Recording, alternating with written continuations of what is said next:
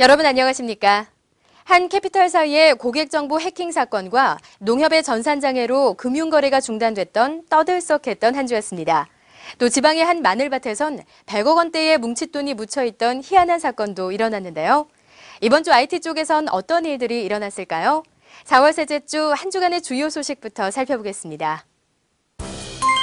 인텔이 코드명 오크트레일로 불리던 태블릿 PC용 아톰 프로세서를 출시하고 오는 5월부터 오크트레일이 적용된 다양한 제품을 만나볼 수 있을 것이라고 발표하면서 부진했던 모바일 프로세서 시장 공략에 본격적으로 시동을 걸었습니다.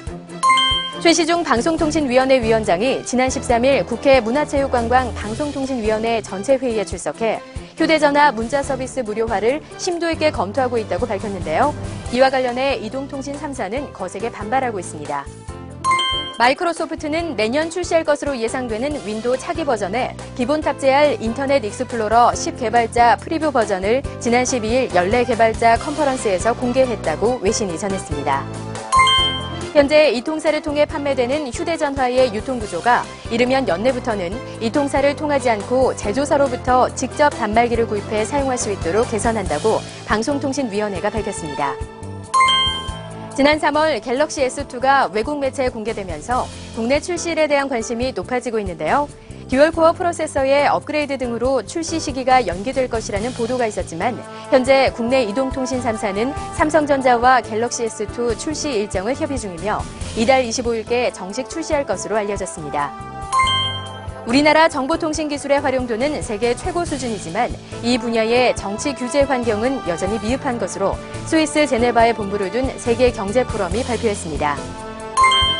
애플은 아이패드2가 3G로 인터넷에 접속하는 데 어려움을 겪고 있음을 인정했다고 월스트리트 저널 등 미국 언론들이 보도했는데요. 이와 관련해 KT와 애플코리아는 국내에 이달 말에 출시되는 모델은 결함과 관계가 없다고 밝혔습니다.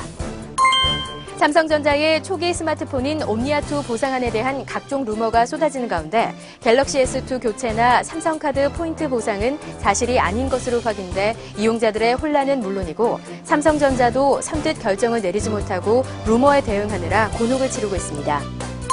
시장조사업체 디램 익스체인지에 따르면 일본 대지진 발생 이후 지난 3월 하반기에 10개월 만에 상승 반전했던 디램 고정 가격이 4월 상반기에도 상승세를 이어가 조만간 1달러를 회복할 것으로 보인다고 전망했습니다.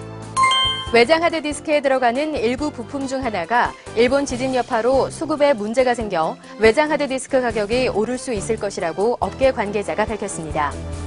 대통령 소속 국가정보화전략위원회는 홈페이지를 통해 산업 분야별 동향이나 글로벌 IT 뉴스, 통계 정보, IT 관련 컨퍼런스나 세미나 등 정보화와 관련한 종합 정보를 제공한다고 밝혔습니다. 3D 전용 안경을 쓰지 않고 닌텐도 3DS처럼 아이패드2를 통해 3D 입체 영상을 즐길 수 있는 기술이 나왔다고 미국 온라인 전문지가 소개했습니다. 불법 콘텐츠 공유가 이뤄지는 토렌트 사이트가 국내에서 사라질 예정입니다. 문화체육관광부는 영화나 드라마, 오락 프로그램 등 수많은 불법 콘텐츠의 공유가 이루어지는 국내 토렌트 사이트 70여 곳을 적발해 방송통신위원회에 접속 차단 조치를 요구했습니다. NHN과 현대기아차는 차량용 텔레매틱스 단말에서 네이버의 주요 콘텐츠와 서비스들을 탑재할 수 있는 차세대 차량용 스마트 서비스 개발을 위한 양해각서를 체결했습니다. 대표적인 소셜 네트워크 서비스 기업 페이스북이 4억 5천만 명의 인터넷 사용자가 있는 중국 시장 진출을 위해 파트너와 협상을 벌이고 있다고 외신이 전했습니다. 서비스 개시 1년 만에 1,000만 가입자를 달성하며 초고속으로 성장하고 있는 카카오톡이 미국, 일본 등 글로벌 시장에 본격적으로 진출한다는 소식입니다.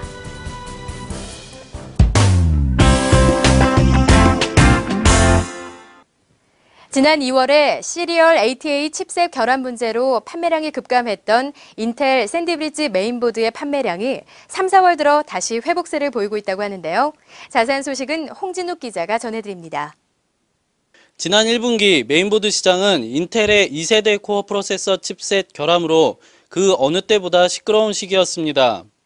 신학기 업그레이드 수요를 기대했던 PC 부품 시장은 예상치 못한 이 사건으로 침체기를 겪었으며 소비자들 역시 업그레이드 시기를 늦춰야 했습니다. 다행히 칩셋 오류 문제가 해결된 B3 스태핑 제품이 쏟아지면서 인텔의 2세대 코어 프로세서를 탑재할 수 있는 P67과 H67 메인보드의 판매량이 지난 3월부터 늘어나기 시작했습니다. 다나 판매량을 기준으로 집계한 다나와 리서치를 종합해보면 지난 1분기 동안 B3 스태핑 칩셋을 탑재한 인텔 P67과 H67 칩셋의 1155 소켓 메인보드 판매량이 3월을 기점으로 급상승하고 있습니다.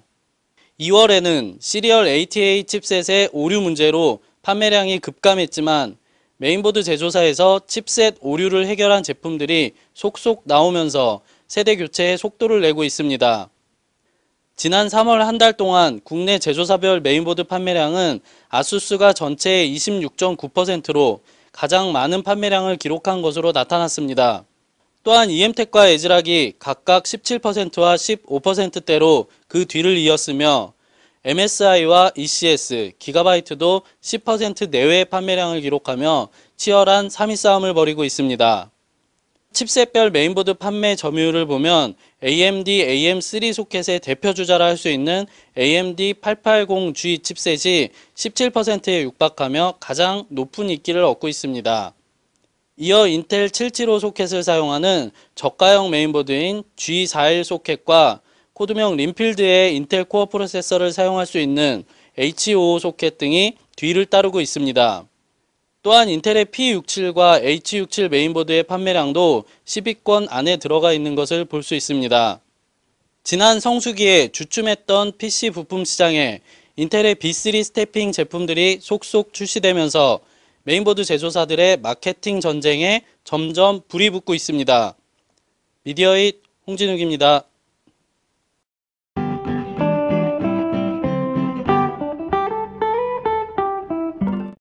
세로텍은 최대 3TB 고용량 하드디스크를 2개까지 장착할 수 있는 차세대 외장형 스토리지를 출시했습니다.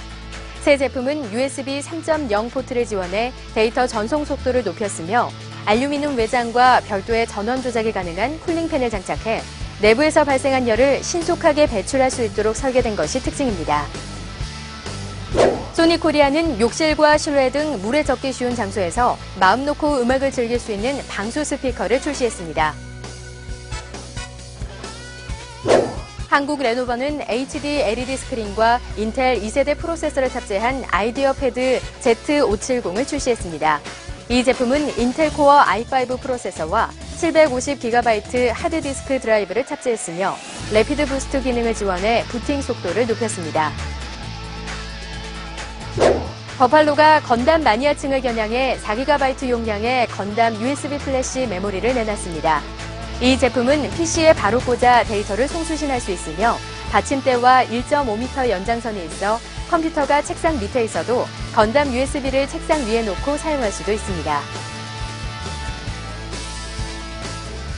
이번 주 알짜 뉴스는 여기서 마치겠습니다. 저는 다음 주에 한결 무르익은 봄기운과 함께 찾아뵙도록 하겠습니다. 여러분 고맙습니다.